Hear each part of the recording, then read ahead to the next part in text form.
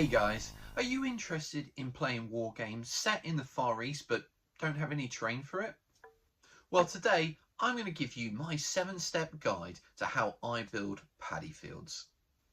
Now, paddy fields are very common throughout the Far East region, and you'll see them on most tabletops if somebody is playing a game set in the Far East. And it doesn't really matter whether you're playing Contact Front, Chain of Command, Battle Group, Bolt Action, Flames of War, Charlie Don't Surf, or even NARM 68. If you're playing a Far East war game, you're probably going to want some paddy fields on the table. So let's dive in now to my 7-step guide. Step 1, basing. Now I've chosen to go for a 3mm piece of hardboard, which I took off the back of an old chest of drawers that I was getting rid of.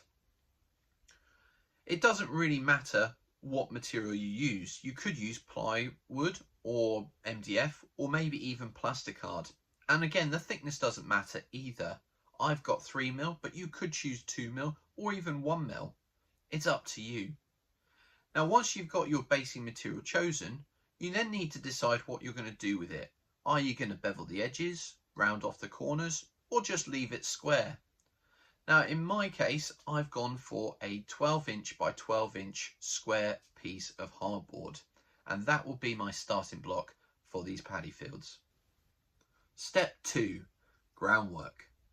Now that we've got our base, we want to build up the ground and the shape of the ground. And for this, I'm going to use 3mm underlay foam.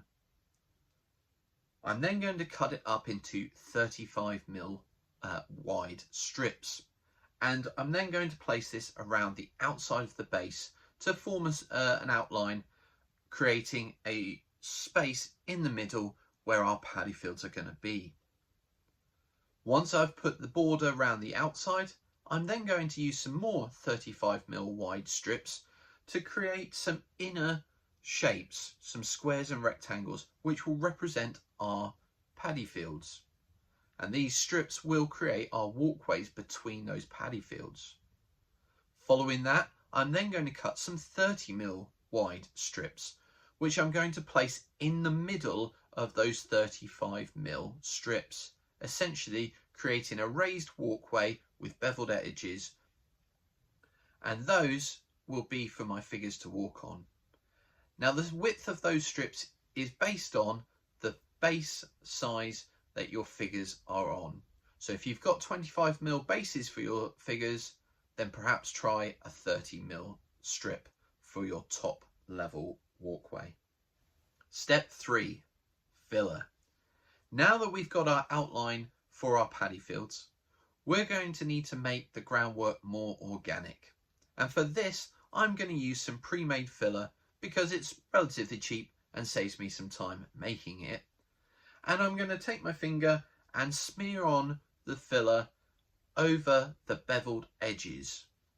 And this is going to create a more natural looking edge to our foam, to our groundwork, and this should blend in the paddy field with the path. Step 4, sand.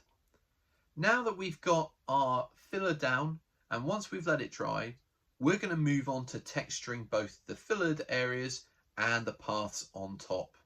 So for this, we're going to cover it with a PVA glue, and then we're going to sprinkle over sharp sand and then allow this to dry. Once dry, that will give us a really nice textured groundwork, which we can then go on to paint. Step 5, paint. Now that we've got our textured paddy fields and paths, we can then move on to painting. Now for this, you just need to use whatever standard colour you use for ground cover. Now, you might also like to look at images from the Far East to understand the sort of colour of the soil, but ultimately it's down to you. So once the sand is all dry, paint the whole base, that ground cover, and then we're going to dry brush with a lighter colour the raised areas and essentially the pathways, leaving the central parts for the paddy fields that base colour. Step 6, flock.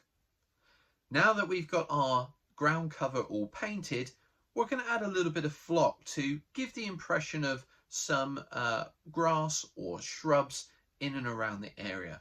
And this is down to you and your personal choice and the research that you do. For me, I add some lines of grass both on the verges, the edges of the path, and a little strip down the middle to give the impression that people might be walking either side, or the feet are planted either side of some grass. Once you've done that, you might add some additional tufts or vegetation depending on what you feel is right. Then we also need to focus on the paddy fields themselves. Now, if you have rice that is in season ready for picking, you may have some greenery emerging from the water. And for this, you can use a variety of different techniques. I've chosen to go for a dab of hot glue and then some small strands of artificial grass stuck in until it goes off, and then you get a rice effect. Other people choose to use tufts that you can order from places like eBay and other online sellers, and have just then dotted those in rows. But that's your choice. And if you choose not to do rice ready for picking, then check out this next step as we'll look at the water and how we create that. And finally, step 7, the water effect. Now again, there's a couple of different ways you could go about creating the water, but here's what I've chosen. I went for some Woodland Scenics realistic water, and having sealed the area with both paint and some PVA, you can put down the resin water and it will dry probably within 24 to 48 hours and give you a nice water effect. Other people use gloss varnish, and again, this can just be painted over your base layer of paint so that you get a glossy water-like view. You could also use something like Mod Podge, and using a hairdryer, move the Mod Podge a little bit, or maybe a paintbrush, to give a ripple effect if you wanted. But that tends to be more for water that's moving rather than static water like we find in paddy fields. So that's my 7-step guide to making paddy fields. And like any good Blue Peter episode, here's one I did earlier. I really like this. I think it's come out really well and it will look great on the table. So there's my 7-step guide to building paddy fields. Now, if you're like me and enjoy watching war games played out on YouTube, then check out my video on Sunday. I'll be recording a game of Contact Front this week so that you guys get to watch it. Now, if you haven't played Contact Front before, then do check out that video and you'll see what it's all about. And until next time, take care, stay safe, and we'll see you soon.